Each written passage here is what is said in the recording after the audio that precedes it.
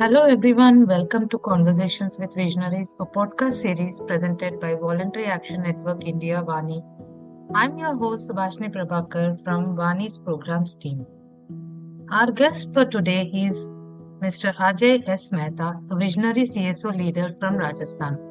Mr. Mehta has served as the president of Vidya Bhawan Society in Udaipur and the Seva Mandir. He dedicated over 2 decades to promote democracy, social justice, and community empowerment. With a rich academic background from Yale University, Jawaharlal Nehru University, and Harvard University, Mr. Mehta has also held key leadership roles, including as Executive Director of the National Foundation for India and General Secretary for the Association of Voluntary Agencies for Rural Development.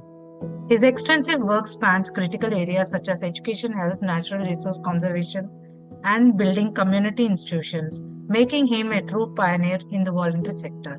Join us as we explore his journey, perspective, and vision for empowering communities and fostering social change. Sir, could you please share a bit about your background and how has your journey been in social work shaped your personal values and beliefs? I studied economics at university, both abroad and then also in JNU. And in the course of my studies, I think I got increasingly influenced by Gandhian ideas, but I was confused and I slowly drifted away. Also, my fascination with Marxian ideas at Nehru University. And in that confusion, I sat the civil service exams. And I worked for 4 years for the Indian Railway Traffic Service. This was between 1980 and 1984. Then I decided to leave the railways and I joined Seva Mandir, an NGO based in Udaipur in January of 1985. So you can say my journey was slow towards coming to the voluntary sector. And I was lucky I joined a good organization, an organization with a very sound organizational system, which was democratic. And also, it was an organization that was in the tradition of constructive work, in the sense in which we know it from Gandhi Ji, where he felt through constructive work, one could also contribute to political change, to social change. What is a brief overview of your organization which you'd like to share? Let me begin. I worked in 3 organizations in my career, and the longest was with Seva Mandir, where I started my journey in the voluntary sector. So Seva Mandir is an organization that was conceived sometime in the late 1920s. It was, I think, a product of the thinking that was informing the national movement, the influence of Rabindranath Tagore, Gandhi Ji, and the founder of Seva Mandir, Dr. Mohan Singh Mehta. He also had an opportunity to go to London from 1925 to 1928 to do a degree in law and subsequently also, or simultaneously also to do a degree, a PhD in economics. So when he was in England, he was very influenced by a variety of things. One of them was he noticed people from privileged backgrounds were going to the industrial working class settlements in East London and engaging with the working class in terms of understanding their problems, their challenges, and then trying to see whether they can make their lives a little better. So that was one, I think, influence. The other influence, I think, was, which predates his going to London, was the scouting movement, where he felt that the scouting movement was trying to inculcate character building values, to make young people self-reliant, to be sensitive to nature, and also to be engaged in social work. So the scouting movement and what he saw in England, and then prior to that, he was influenced, as I said, by ideas of Gandhiji and Tagore and possibly many other people. So when he returned from England in 1928, he came back to the job he had, which was a job in the Mewar civil service, or you can say the Mewar administrative service. He was a revenue official working for the princely state of Mewar.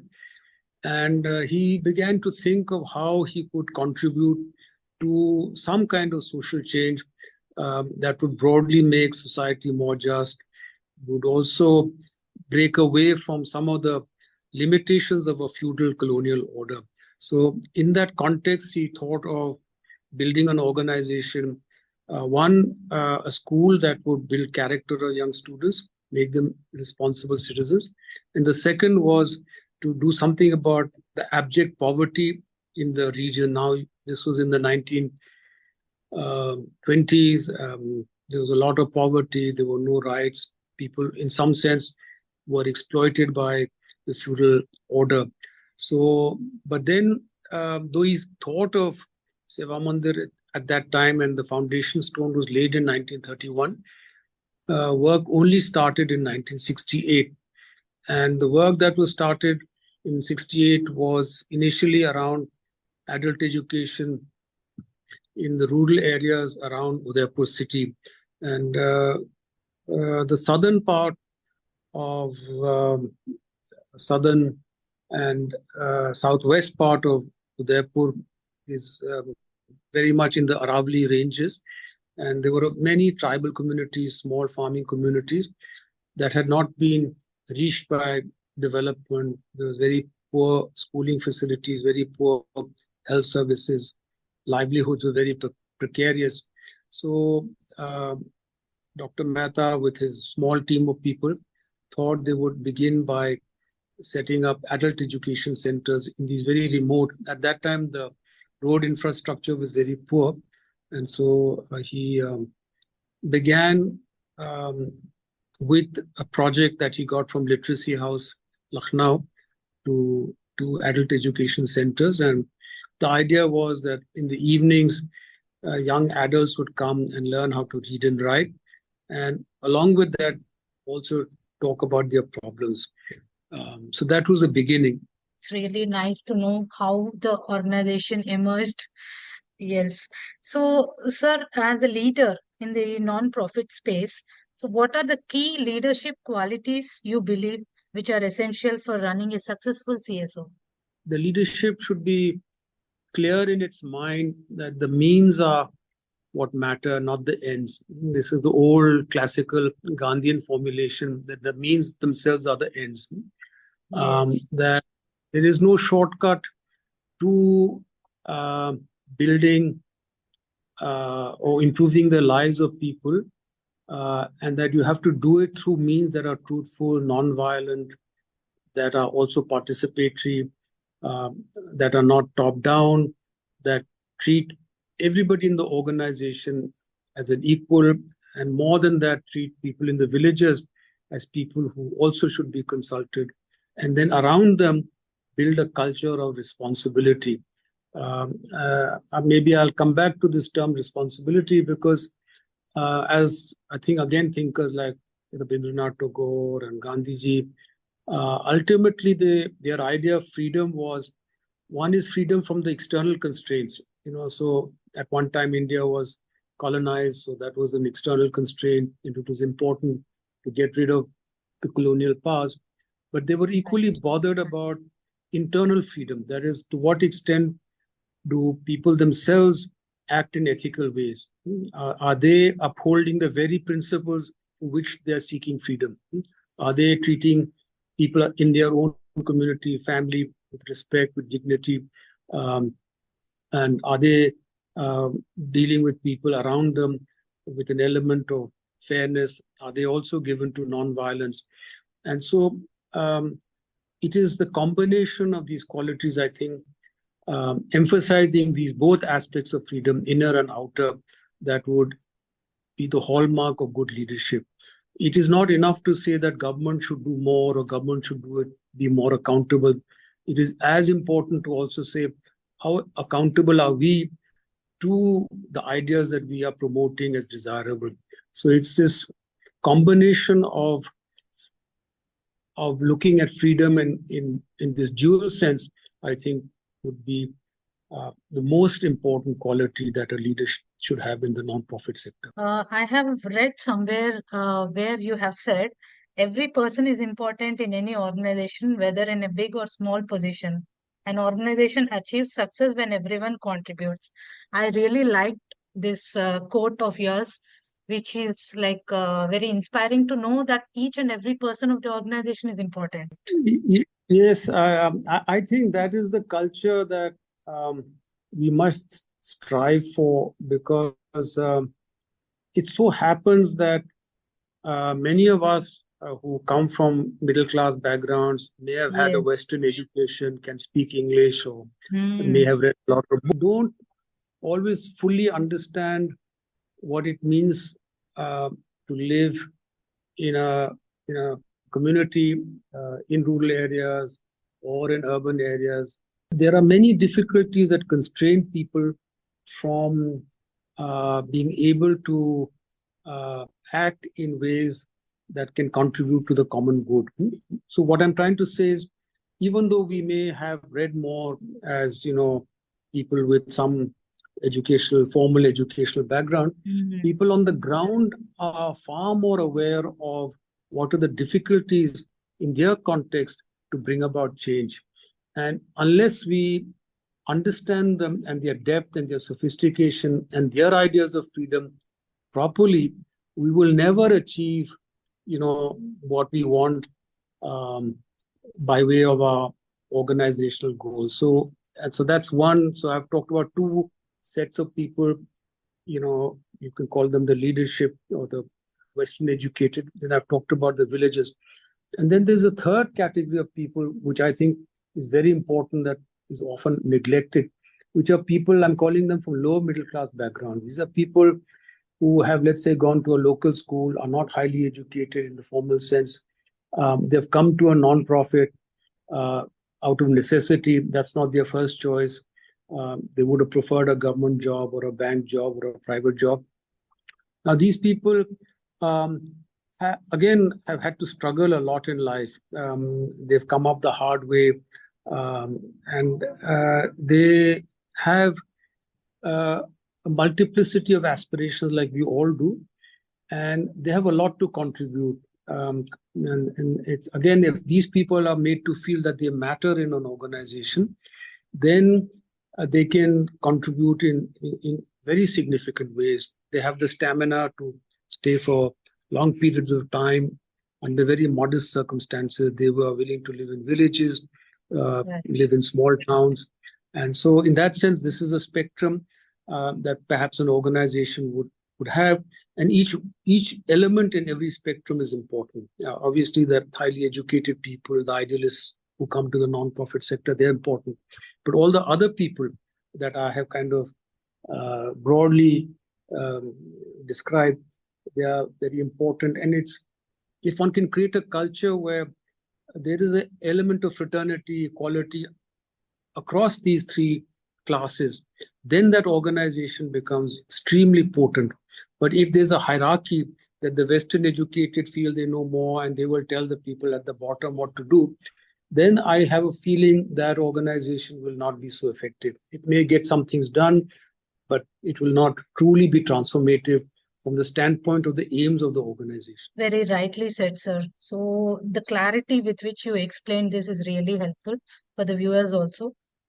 Over your work experiences, what was the biggest, I mean, what are some biggest challenges which you have faced, and how your organization or you personally adapted to these challenges? I joined the voluntary sector in the mid 80s. That was a very conducive time for the voluntary sector. We may all recall that we had an emergency in 1975. Then the Janta government came in 1977, defeating Mrs. Gandhi and the Congress. And they realized that a centralized state is not a good idea. It tends towards authoritarianism. So there was a shift towards both democratic decentralization through Panchayati Raj, and also encouraging voluntary organizations. So that was the context in the 80s.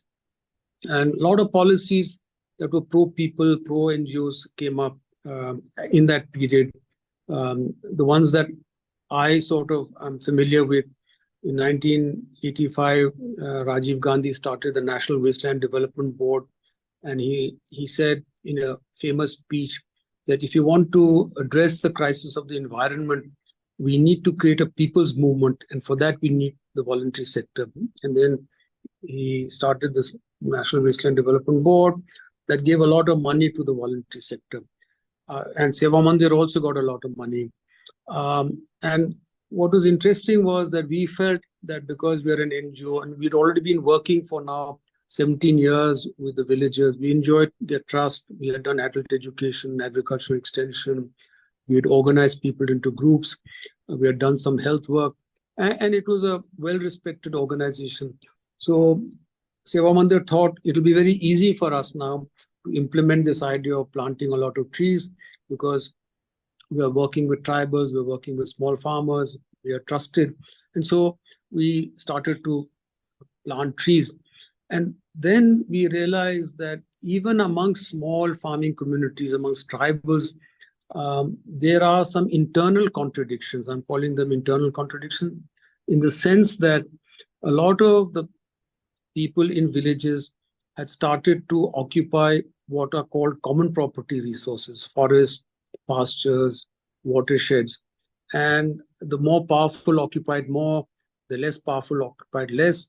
And therefore, it resulted in a situation where the villagers were competing with each other to occupy what were in fact common property resources. And therefore, the ability to do things together had got diluted. The ability to act politically in a coherent way was diluted. The ability to manage common property was diluted, because each one had their own private interest as being more dominant. So the question you asked me, what was the biggest challenge? So the biggest challenge was to recognize that it is not only the government that is so difficult when it comes to the legitimate interests of the poor. The poor themselves can be self-destructive in the sense of compete with each other for resources that belong to the community as a whole. And it was recognizing this contradiction. It took Seva Mandir some time to recognize it. And it made it realize that the assumptions underlying people's participation that were commonly agreed upon internationally, nationally, that poor farming communities are easily given to cooperation because they depend on natural resources, they protect natural resources, they are prone to governing them in a responsible way. That assumption was somewhat incomplete. It was not fully a correct assumption.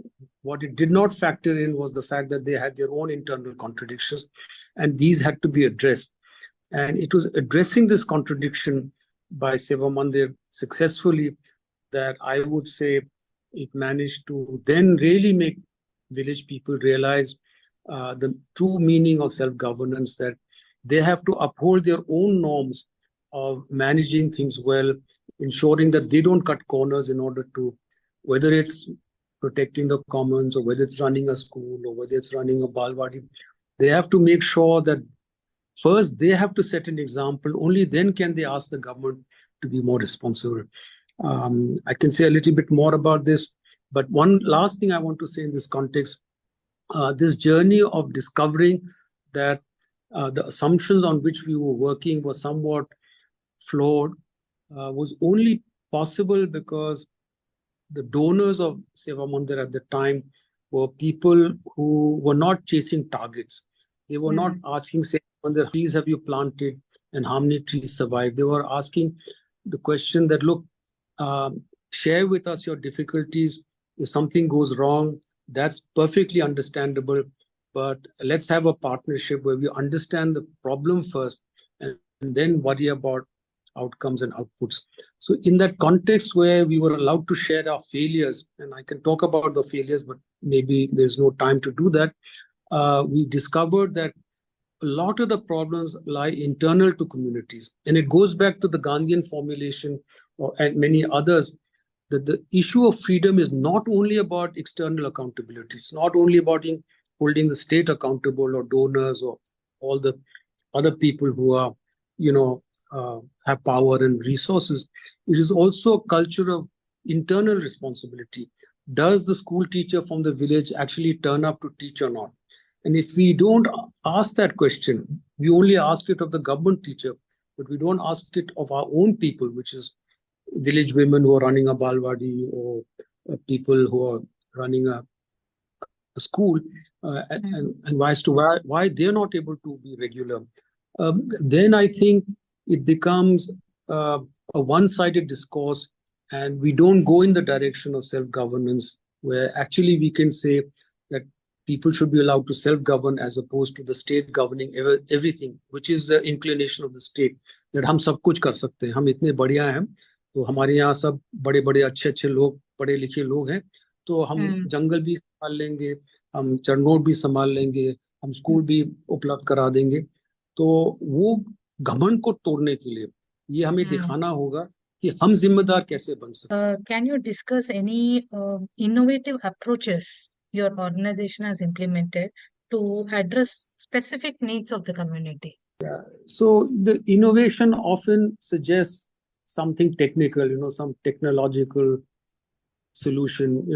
You can bring in solar energy to solve the problem of erratic electricity, or you can have an app to, track whether people are coming to school or not. But my idea of innovation would be more on the social side, and I'll just share with you what I think was an interesting innovation. So, Seva Mandir also had created a women's group called Sadhana, and these women were artisans. They were making things that they would sell in the market, and Sadhana was doing quite well. Women were earning income, but where they were living continued to be abysmal. The conditions, the drains were full of plastic, blocked. There were hardly any toilets. All the water bodies were badly managed, the public wells. There was scarcity of water. And it was a small township. The place that I'm talking about is called Delwada, of total population 5,000. And even then, all these problems defined the context of where these women were working. They were earning money through this women's cooperative. So the thought was, how can we improve the civic amenities?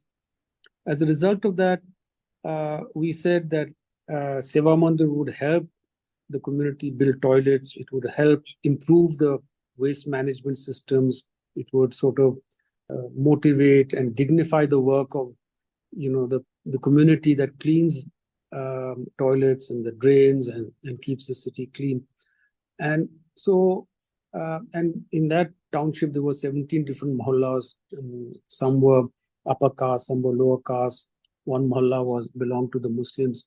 And the effort was to bring all of these people together on what was then called, and is still called, the Nagrik Vikas Manch.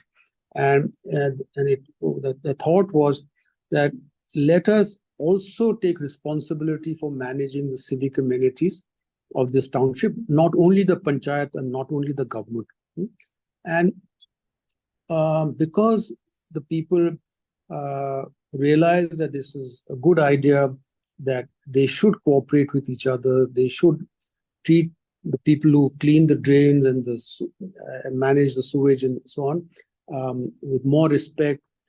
They became more motivated. Seva Mandir was able to provide clean sources of water. So that encouraged people to participate amongst the Gil Basti people. So the long and short, what I'm trying to say is the innovation here was making people recognize that they have a role in coming together to take responsibility for their social, political, civic environment. At the same time, obviously, making the panchayat more accountable, saying that, there are things that we can't do, you must do. And there are some things we can do that we must do. So and I feel this balanced sense of responsibility, that what the citizen must do, he must do. That is treating people with respect is what a citizen can do. The state can't do that. If I don't treat the person who comes to clean my house properly, the state can't order me to do it. I mean, it can pass a law, but that's not going to help. It is my own attitude to such people. If I don't treat women in my family well, if I overburden them, if there's domestic violence, that's not something that the state can control except pass some law. It is a matter of a conversation with men that why are you doing this, and also with women as to why you're accepting this. And it is this notion of civic responsibility, I think, was the innovation, that if you can respect people who are doing the work that is critical to the well-being of a community, if you can build systems, if you think about communal harmony. So in this township, there are about 10% of the families are Muslim families. So one is you can isolate them and say, oh, why should we, work with them? After all, they're Muslims. We don't like Muslims. And the other is, no, I mean, they're part of the community.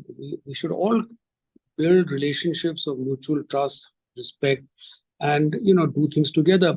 And in my view, I mean, this may be an exaggeration, Delwara managed to bring everybody together onto a common platform.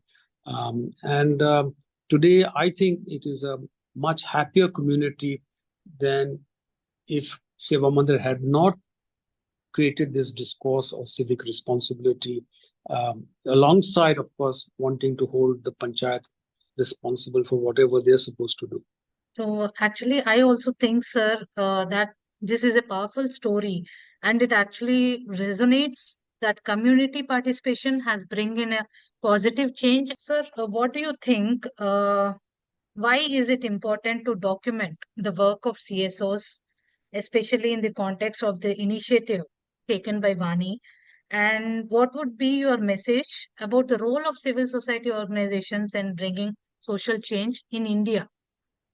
I think documenting work is very important because if it's done properly. So one kind of documentation is to talk about the success stories. Some NGO went and it planted a lot of trees and all the trees survived, or there was a health intervention and then infant mortality came down. So of course it could be that is true, that some NGOs are so good that they have been able to bring about these fantastic changes. But the more interesting documentation to my mind would be, what are the kind of stumbling blocks, both external, when government comes in the way, which it comes in the way a lot, or a donor comes in the way, many donors come in the way, they're short-sighted, they give 3-year grants, they pull out prematurely, they are only bothered about flashy things that look good in the short term. They are not bothered about structural issues. So we should document that. But also we should document when what are the challenges internal to voluntary organization, what are the challenges internal to communities. We have caste, we have communal differences, we have gender differences. To what extent you can say fault lines overcome, and if they are not overcome, what are the problems? And if both are documented accurately, of course, one can say NGOs are so good that they manage to overcome all fault lines. There's complete gender justice, there's complete communal harmony, nobody is corrupt in the voluntary sector, we are perfect. But that kind of documentation, that's not a good thing, because that's not true. All of us are influenced by the environment, in which there will be many NGOs where we are influenced by this narrative that Muslims are like this and like this and like this. Now, the question is, first of all, do we flag these issues? If we flag them, do we make any progress? Now, if you make progress, it should be documented. But suppose you don't make progress, that should be documented. So on documentation, what I'm saying is we should be truthful and document things that will help us address problems that are sometimes complex and difficult. So that's on the first part. I don't know if I'm making sense. It's probably quite obvious, but we don't have to talk about success stories. That's a problem, because success stories don't tell you the full picture of what we're up against. The second thing about the role of civil society, See, we are very lucky as a country. We're a democratic country. We have elections, we have Panchayati Raj, we have in our constitution many provisions to human rights, etc., etc., etc. Yes. But we also know that many of these things in practice are not available to most people. The advantage of local governance, our governance system sometimes end up being mechanisms for extending welfare and patronage. But they are not actually very accountable to the people that they're supposed to serve, because they are giving some benefits. So people say, okay, we should be friends with these people, because if we are not friends, we will not get the next round of welfare. Now the role of civil society has to be to challenge this kind of patronage style of governance.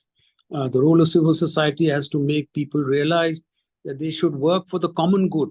And the common good is where people are able to say, we want a society that is relatively equal. We want a society where resources are used in a sustainable way. We want a society where people are not, cheating on the system. There's less corruption. Now, I would say, how does one bring that kind of a culture of governance? And that, I think, this was Gandhiji's idea of lakes, where people were self-governing, that they themselves would kind of take responsibility for managing things amongst themselves in a way that, there would be less inequality, there would be less violence, there would be less overconsumption. So my feeling is that we civil society, if it can show the ordinary person there's an alternate way to development other than, and I may be unkind or wrong in saying much of what government does is other large infrastructure. Okay, that could be necessary, and a lot, and the rest of it is, a lot of it is patronage, where selectively some people are benefited, but the common good is not actually at the center. We are not doing things that build communal harmony. We're not doing things that bring people to take responsibility, and we're not doing things that allow us to or make us use resources in a sustainable way. So if you come to this area, southern Rajasthan, um, I would say on the whole, the environment has got depleted. It's we have over extracted groundwater. We have, I think, cut down forests. We have not created traditions of managing these resources in a sustainable way. Now, I don't blame government for the way it functions, because the government is run by people who, are distant. They are people who have to look at the big picture from high above. This kind of local governance is where the voluntary sector, civil society can show that there's an alternative way of dealing with these problems, whether it's divisions that are social divisions, or whether they're issues of sustainable use of resources, whether they're issues of gender justice. I fully agree with, I think, the formulation that people like Jayaprakash Narayan had or Gandhiji had, that the real transformation, political transformation of society has to come from people themselves. They have to first embody their own ideas of what their own aspirations, and then they have to make that influence felt on the larger systems of governance. But if they just think of government as something that you should extract some benefit from, then I think power will get concentrated in the state and it will be taken away from local people. Thank you, Ajay Ji, for today's insightful and inspiring discussion. It's always a privilege to share the journeys and wisdom of those working tirelessly to create a better and more inclusive world. We will be back soon with another inspiring story. Until then, thank you for being a part of this journey with us.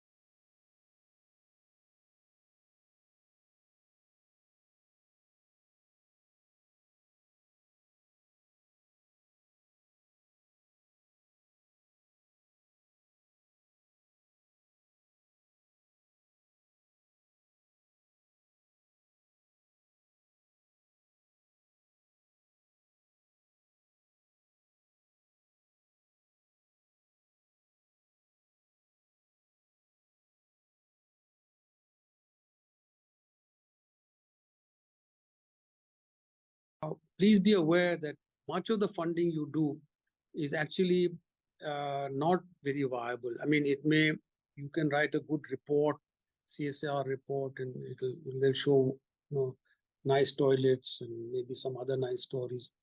But the deepest issues and each context has different challenges. If those are not addressed, then even these achievements, which are real, I mean, if you build a toilet, it's not a bad thing. But if they're not going to be used, so if today, if you were to travel in any area in this area, you have toilets in schools, but there's no water for them. The government has built lots of toilets. It's built toilets in villages, it's built toilets in schools, but they're not functional. And because there is no mechanism, no provision for asking these other questions, which are not easy to answer. If the groundwater table goes down, there is no quick fix for that. You have to perhaps think about how to recharge the groundwater, maybe watershed, maybe some tree plantation, maybe XYZ, whatever it is.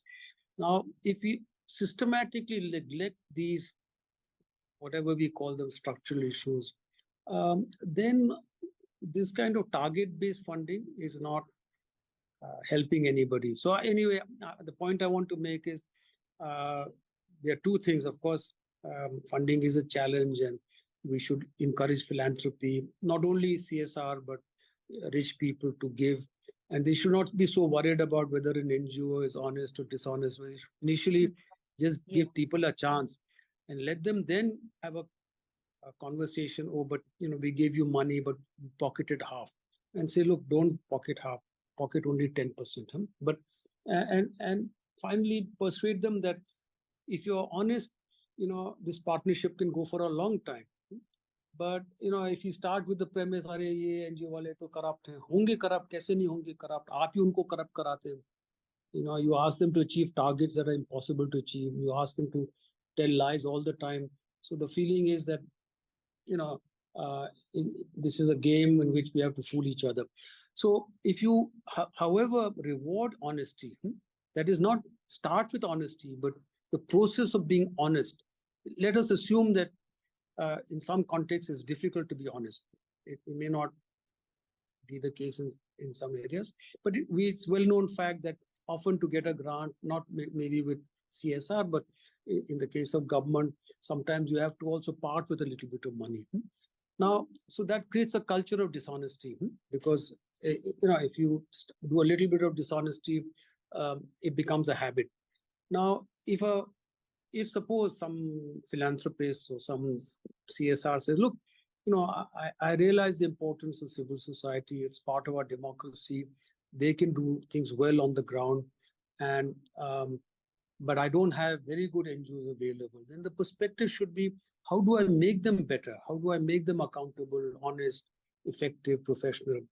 But very few people, I would say, in our country take the long-term view amongst the donor community. I may be mistaken, but Seva Mandir for at least 20, 30 years had donors like that. They never punished you for making a mistake. They rewarded you for honesty. They were not interested कि आपने कौन सा target कब achieve किया है. They were more interested कि भाई आपकी दिक्कतें क्या है. ये दिक्कत है, वो दिक्कत है, ये दिक्कत है. And so as a result, I think, I may be wrong, Seva Mandir developed a culture all the way down of honesty. No field worker was expected to report false results, I think. And obviously, then people still continue to not, have a honest conversation. Then you can say, I'll stop my funding. It's not difficult to find out when people are not getting into the spirit of an honest partnership. Yeah, that seems to be a thoughtful process actually to address this kind of issue, which we have generally with the donor agencies. Thank you so much, Ajay Ji, for the wonderful conversation with me.